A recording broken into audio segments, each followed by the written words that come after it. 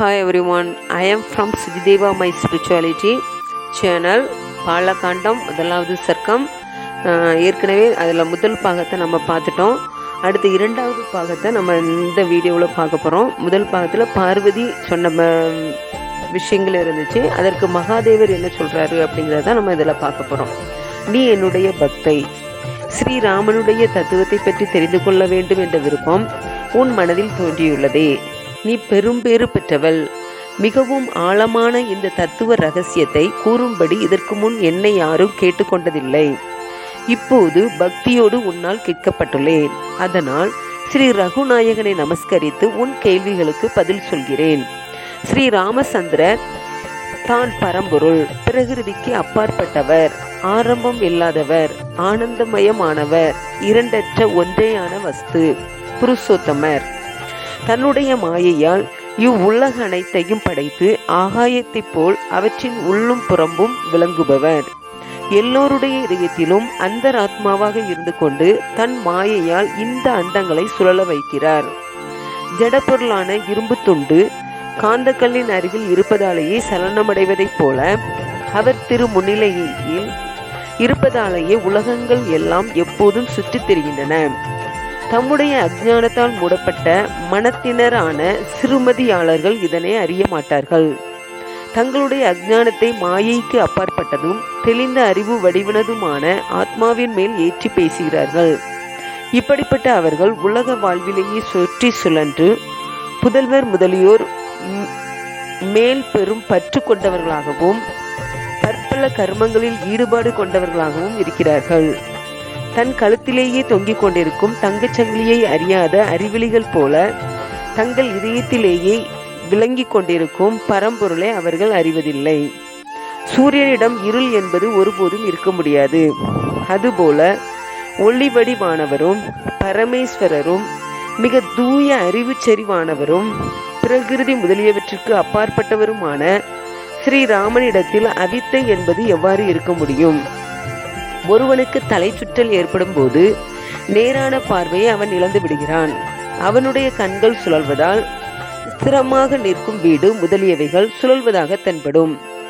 உண்மையில் வீடு போன்ற நிலையான பொருட்கள் சுழல்வதில்லை. அதுபோல உடல் மற்றும் புலன்களால் செய்யப்படும் செயல்களை ஆத்மாவில் ஏற்றி வைத்து பாமரர்கள் மயங்குகிறார்கள்.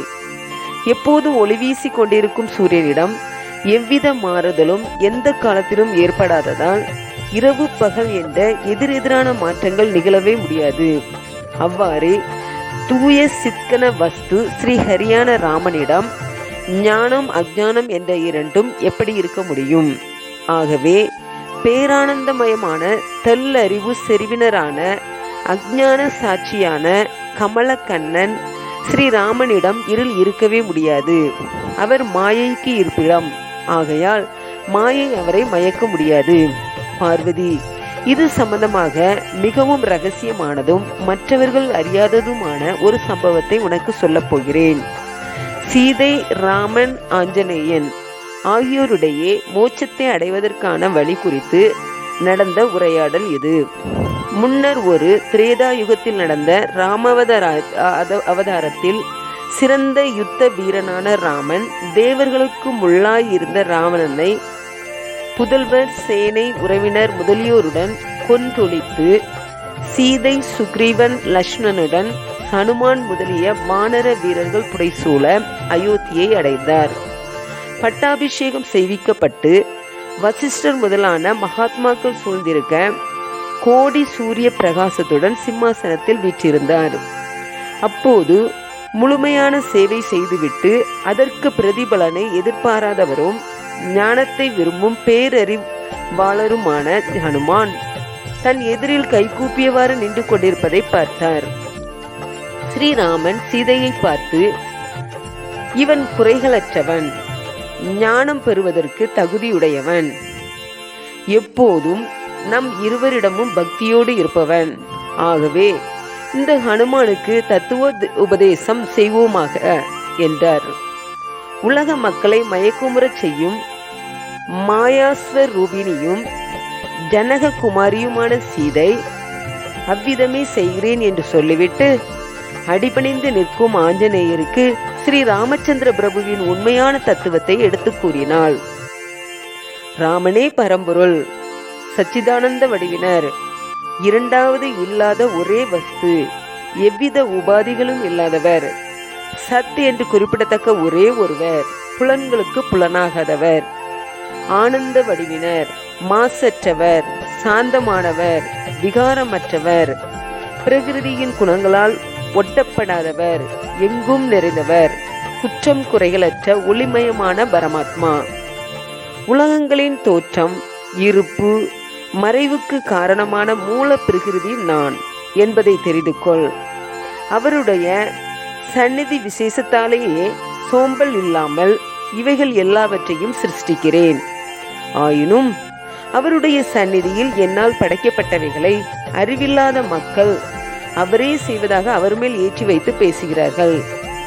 அயோத்தி நகரில் மிகவும் புகழ்பெற்ற ரகுகுலத்தில் பிறப்பு, விஸ்வாமித்திரருக்கு உதவியாக யாக சம்ரட்சணம், பிறகு சாபத்திலிருந்து அகல்யை விடுவித்தல், பரமேஸ்வரனுடைய வில்லை ஒடித்தல், விவாகத்தில் என் கரங்களை பற்றுதல், பின் பரசுராமரின் கர்வத்தை அடக்குதல், அயோத்தி மாநகரில் என்னுடன் 12 ஆண்டு காலம் வாழ்ந்தது, தண்ட காரியனியம் சென்றது, விராதனை வதம் செய்தது, மாயமானாக வந்த மாரீஷனை கொன்றது, மாயா சீதை கவர்ந்து செல்லப்படுவது, ஜடாயுவுக்கு மோட்சம் வழங்கியது, அவ்வாறே கபந்தனுக்கும் நல்லுலகம் கிடைக்க செய்தது, சபரியால் பூஜிக்கப்படுதல், அடுத்து சுக்ரீவனுடன் நட்பு, வாலியின் வதம், பின்னர் சீதையை தேடுதல், கடலில் அணை கட்டுதல், இலங்கையின் மேல் படையெடுத்தல், கொடியவனான ராவணனை புதல்வர்களோடு கூட போர்க்களத்தில் மாய்த்தல்,